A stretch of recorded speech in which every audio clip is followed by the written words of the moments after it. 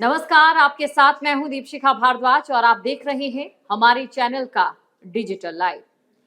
कल एक हृदय विदारक खबर सामने आई और उसके बाद आज ठीक वैसी ही खबर सामने आई जो कई मायनों में आसपास मिलती जुलती कई संदर्भों में दिखाई देती है। लेकिन इसी के साथ हम आपको हर एक उस पहलू के बारे में बताएंगे जो इस समय सोशल मीडिया पर चर्चा का विषय भी बना हुआ है, लेकिन और साथ ही साथ कई सवाल भी खड़ा कर रहा है। आपको बता दें, उत्तराखंड के हरिद्वार में मनसा देवी मंदिर में मची भगदड़ के बाद उत्तर प्रदेश के बाराबंकी में भी भगदड़ मच गई। और भगदड़ की इस घटना के बाद और हैरान कर देने वाली बात ये सामने निकल कर आती है कि जैसे कल हरिद्वार के मनसा देवी मंदिर में भगदड़ मची थी, ठीक उसी पैटर्न में यहाँ पर भी भगदड़ मची है। आपको ये जानकारी दे दें क्योंकि सावन का पावन महीना चल रहा है और आज अगर हम बात करें तो सावन का तीसरा सोमवार है जिसका अपने आप में बहुत महत्व है। और ये जो मंदिर है इसका नाम है पौराणिक औसानेश्वर महादेव मंदिर। यहाँ पर रविवार रात 2 बजे ही जो कपाट है वो खोल दिए गए थे, यानी कि जब सोमवार का दिन 12 बजे के बाद लग चुका था उस समय 2 बजे कपाट खोल दिए जाते हैं और तमाम जो भक्तगण हैं यहाँ पर पहुंचते हैं, लंबी लंबी कतारें यहाँ पर लग जाती है। लेकिन ठीक उसी समय यहाँ पर कुछ ऐसा होता है जो किसी ने सोचा ना था, और खासकर तब जब उत्तराखंड के हरिद्वार से 3 किलोमीटर दूर स्थित मनसा देवी मंदिर में ठीक वैसी ही भगदड़ हुई हो और उसके बाद सुरक्षा को लेकर, प्रशासन की जिम्मेदारी को लेकर और लोगों की सजगता को लेकर कई सवाल खड़े हो रहे हों। एक ऐसा ही मामला उसके बाद यहां से भी सामने आता है। जी हां, बाराबंकी का जिले के हैदरगढ़ में स्थित पौराणिक ओसानेश्वर महादेव मंदिर में एक बड़ा हादसा हो जाता है।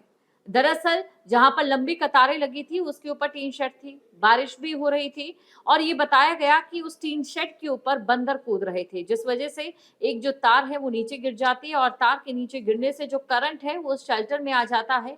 और उस शेल्टर में करंट आने के बाद जो कई लोग वहां पर मौजूद थे, आपको ये जानकारी दे दी कि वो जो लोग थे वो उसकी चपेट में आ जाते हैं, कई लोग घायल हो जाते हैं। लगभग 29 लोग इस मामले में भी घायल बताए जा रहे हैं। कल जो आंकड़ा निकलकर सामने आया था वो भी 29 लोगों का था जो कि हरिद्वार के मनसा देवी मंदिर में हादसा हुआ था। ये वो लोग हैं जो घायल हुए हैं।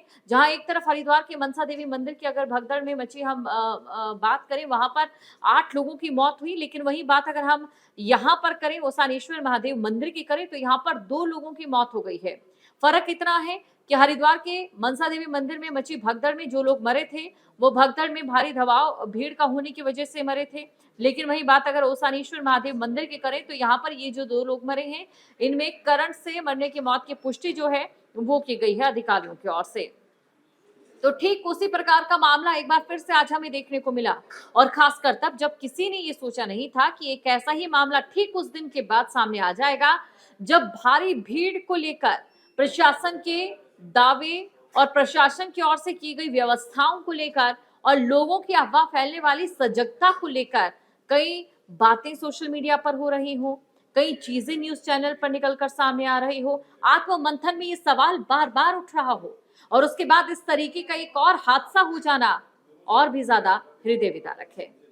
तो बाराबंकी में यह हादसा हो जाता है और यह हादसा बेहद डरा देने वाला था। जब ये खबर निकलकर सामने आई तो एक बार फिर से लोगों के जहन में वो तस्वीर ताजा हो गई जो कल हरिद्वार में मनसा देवी मंदिर में मची भगदड़ के बाद हुई थी। लोग परेशान थे, हैरान थे कि ठीक उसी पैटर्न में यहाँ पर भगदड़ हो जाती है। एक तरफ सीएम योगी आदित्यनाथ की ओर से आर्थिक मदद की जो सहायता राशि है उसका ऐलान कर दिया गया। जांच अधिकारी जांच में जुट गए। कुछ समय तक यहाँ पर दर्शन बाधित रहे, लेकिन उसके बाद प्रशासन की ओर से मोर्चा संभालते हुए जो लोग दर्शन के लिए पहुंचे थे उन्हें सुचारू रूप से दर्शन कराए जाने लगे। लेकिन एक बात दोनों ही जगह पर देखी गई, भगदड़ मच गई लोगों के मन में। उस समय जब भगदड़ में वो मौजूद होते हैं, उस स्थिति में मौजूद होते हैं, बीपी लो होने लग जाता है, डर का माहौल वहां पर जरूर हो जाता है और डर के इस माहौल की वजह से लोग काफी ज्यादा परेशान भी हो जाते हैं। लेकिन वही दूसरी तरफ देखिए कि जब यहाँ पर जब भीड़ को रोक दिया गया था, दर्शन जो है कुछ समय के लिए रोक दिए गए थे, उसके बाद भी फिर एक बार उतनी ही भीड़ आ जाती है, फिर एक बार उतने ही लोग वहां पर दर्शन के लिए पहुंच जाते हैं। लेकिन इस बार प्रशासन की जो व्यवस्था होती है, पहले जो घटना हुई थी कुछ ही घंटों पहले, उससे सबक लेते हुए थोड़ी ज्यादा अच्छी हो जाती है, लेकिन स्थायी समाधान करने की जरूरत है। लेकिन हैरानी तब हुई जब इस पूरे मामले पर हम लगातार रिसर्च हमारी टीम कर रही थी तो सोशल मीडिया पर कुछ बातें निकल कर सामने आई। उन बातों को हमने नोट डाउन किया है और एक बार हम ये सोचने पर विवश हो गए हैं कि क्या वाकई ऐसा हो सकता है। हालांकि वो कौन सी बातें हैं जिससे कहीं ना कहीं एस्ट्रोलॉजी को जोड़कर देखा जा रहा है। आपको वो विमान हादसा याद होगा जो अहमदाबाद में प्लेन क्रैश हुआ था, उसमें किस प्रकार से जो न्यूमेरिकल एस्ट्रोलॉजी है उसे जोड़ा गया था। और इससे पहले जब पहलगाम अटैक हुआ था, पहलगाम अटैक को लेकर भी किस तरीके से जो जगन्नाथपुरी मंदिर है उसके ऊपर जो एक ध्वजा लहराता है, उस ध्वजा को लेकर एक जो पक्षी है वो उड़ गया था, उसे इस घटना से जोड़ा गया था। क्योंकि एक बार आपको ये जो पूरा घटनाक्रम है वो एक के बाद एक बताती हूँ ताकि आप इसे अच्छे से समझ पाए और अच्छे से खुद आप इसका आकलन कर सके। सबसे पहले आपको बताते हैं, आपको याद होगा जगन्नाथपुरी मंदिर का वो जो एक शिखर पर ध्वजा लगा रहता है, कहते हैं कि वो जो ध्वजा है अपने आप में ही बेहद खास है। लेकिन तब अनहोनी होती है जब उस ध्वजा पर कोई भी उसके ऊपर से पक्षी गुजरता है, तब सोचे कि एक पक्षी ही उस ध्वजा को ले उड़ा। उसके बाद पहलगाम अटैक होता है। पहलगाम अटैक होने के बाद ऑपरेशन सिंदूर चलता है और दोनों ही देशों के बीच जो तनाव अपने चरम पर पहुंच गया था, उसमें दोनों ही देशों को कहीं ना कहीं थोड़ा नुकसान जनहानि को लेकर जरूर होता है। और पाकिस्तान का तो बहुत ज्यादा नुकसान हुआ था, इंफ्रास्ट्रक्चर तक जो पाकिस्तान का था नेस्तनाबूद हो गया था। तो कुल मिलाकर एक बड़ा नुकसान ये जिसे जोड़कर देखा गया था उस मंदिर से। और उसके बाद एक दूसरी और घटना का जिक्र यहाँ करना चाहूंगी, अहमदाबाद प्लेन क्रैश। जब अहमदाबाद प्लेन क्रैश हुआ था उसके बाद न्यूमेरिकल जो एस्ट्रोलॉजी है वो काफी ज्यादा चर्चा में आ गई थी। कई ऐसे पॉडकास्ट जो है वो वायरल हुए थे जिसमें कहा जा रहा था जो प्लेन का नंबर है उसका जो मूलांक निकलकर सामने आ रहा था और जो जिस दिन प्लेन की ओर से उड़ान भरी जाती है वो कहीं ना कहीं एक सही मैच नहीं था, जिस वजह से ये हादसा होता है, ये बात निकलकर सामने आई।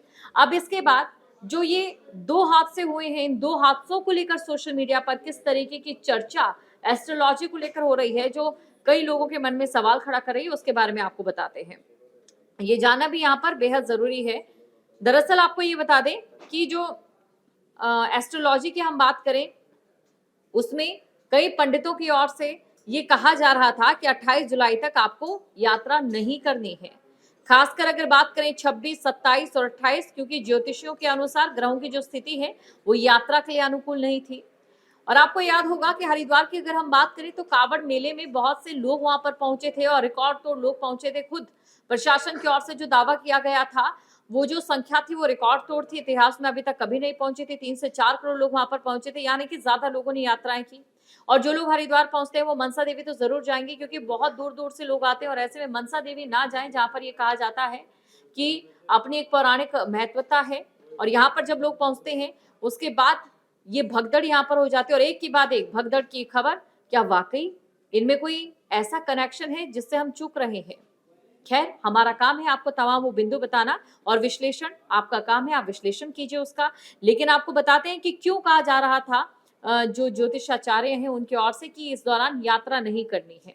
आपको ये बता दें कि मंगल और केतु का एक साथ सिंह राशि में होना और राहु का आमने सामने होना दुर्घटना और तकनीकी खराबी की संभावना बढ़ाता है। इसके अतिरिक्त बुध का वक्री होना, 6 ग्रहों का रेट्रोग्रेड होना और फैसलों और संचार में बाधा डाल सकता है। ये एक बड़ी त्रासदी की गारंटी तो नहीं है, लेकिन सावधानी इस दौरान जरूर बरतनी चाहिए।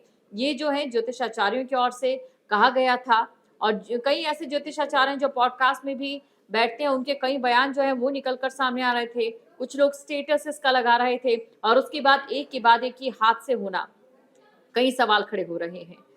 और सोशल मीडिया पर तो देखा गया तो खूब जोरों शोरों से इस पर चर्चा भी चली थी। 26 से लेकर 28 जुलाई को यात्रा से बचने की सलाह दी गई थी। ज्योतिषों का ये कहना था कि इन 3 दिनों में ग्रहों की जो स्थिति है वो बहुत ही ज्यादा असामान्य थी, इसलिए ये जरूरी हो जाता है कि आप यात्रा से बचें। और उसके बाद जिस तरीके से एक के बाद एक ये हादसे हुए हैं, हरिद्वार में स्थित मनसा देवी मंदिर की अगर हम बात करें वहां पर भी इसी तरीके का हादसा होता है। और उसके बाद बाराबंकी का ये जो हादसा, ये सवाल खड़ा कर रहा है कि क्या कोई ऐसा एस्ट्रोलॉजी कनेक्शन है जो कहीं हम मिस कर रहे हैं। खैर, तमाम जो बातें वो हमने आपको बता दी है।